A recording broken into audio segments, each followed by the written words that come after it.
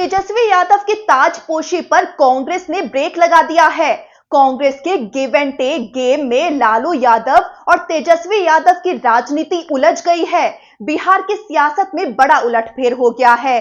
तेजस्वी यादव को मुख्यमंत्री चेहरा बनाए जाने की उम्मीदें कांग्रेस ने एक झटके में रोक दी है।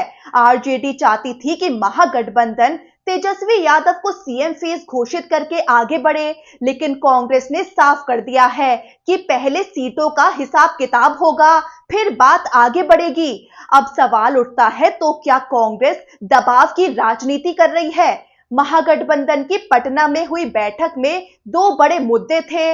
पहला सीट शेयरिंग और दूसरा तेजस्वी यादव को सीएम फेस घोषित करना, लेकिन दोनों ही मुद्दों पर कोई ठोस नतीजा नहीं निकला। अंदर खाने से खबर है कि कांग्रेस फिलहाल तेजस्वी यादव के नाम पर हामी भरने को तैयार नहीं है, जब तक सीटों का बंटवारा फाइनल नहीं होता है। चलिए सीटों का खेल और कांग्रेस की प्रेशर पॉलिटिक्स समझाते हैं। 2020 में आरजेडी ने 144 सीटों पर चुनाव लड़ा था, जबकि कांग्रेस ने 70 सीटों पर, वाम दलों को 29 सीटें मिली थी। हालांकि आरजेडी 75 सीटें जीतकर सबसे बड़ी पार्टी बनी। कांग्रेस सिर्फ 29 सीटों तक सिमट गई और यहीं से आरजेडी का भरोसा डगमगाने लगा। अब लालू यादव कांग्रेस को सिर्फ 50 सीटें देना चाहते हैं, लेकिन कांग्रेस 70 सीटों की मांग कर रही है। हाँ, थोड़ा झुकाव जरूर दिखा है। अगर कांग्रेस को अपनी पसंद की सीटें मिले तो वो कम सीटों पर भी चुनाव लड़ने को तैयार है। 2020 में कांग्रेस की नाराजगी की एक बड़ी वजह ये भी थी कि उसे कई ऐसी सीटें दी गई थी जहां आरजेडी खुद लगातार हार रही थी।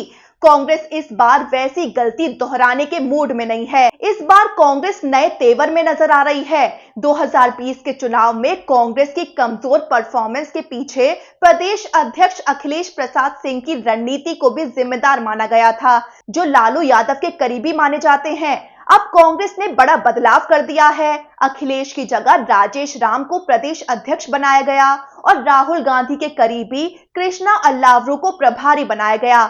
इन दोनों के तेवर आरजेडी की तरफ से सख्त हैं। साफ कह दिया है कि कांग्रेस अब आरजेडी की छोटी सहयोगी बनकर नहीं चलेगी, जब तक सीट बंटवारे पर समझौता नहीं होता है। तेजस्वी यादव को सीएम फेस बनाने का सवाल ही नहीं उठता है। अब सवाल उठता है कि क्या कांग्रेस को नाराज करने का रिस्क आरजेडी लेगी? बड़ा सवाल बन गया है, क्या आरजेडी कांग्रेस के दबाव में आएगी या टकराव का रास्ता चुनेगी? चर्चा है कि अगर कांग्रेस को मनचाही सीटें नहीं मिली तो वो अकेले मैदान में उतर सकती है। इससे विपक्षी वोटों का बंटवारा होगा और नुकसान सीधे महागठबंधन को होगा। 2010 में जब आरजेडी और कांग्रेस ने अलग अलग चुनाव लड़ा था तो कांग्रेस को सिर्फ 4 सीटें मिली थी और आरजेडी भी महज 22 सीटों पर सिमट गई थी। उस चुनाव के नतीजे आज भी लालू यादव और तेजस्वी यादव के जहन में जिंदा हैं और वो नहीं चाहेंगे कि इतिहास खुद को दोहराए। अब सबसे बड़ी चुनौती यही है कि कांग्रेस को कैसे मनाया जाए, उसे सीटें भी कम दी जाए, खुद की जीत की संभावना भी बनी रहे और गठबंधन टूटे भी ना। अब देखना होगा कि तेजस्वी यादव को सीएम चेहरा घोषित करने पर से कांग्रेस का ये ब्रेक कब हटेगा या ये गठबंधन ही पटरी से उतर जाएगा।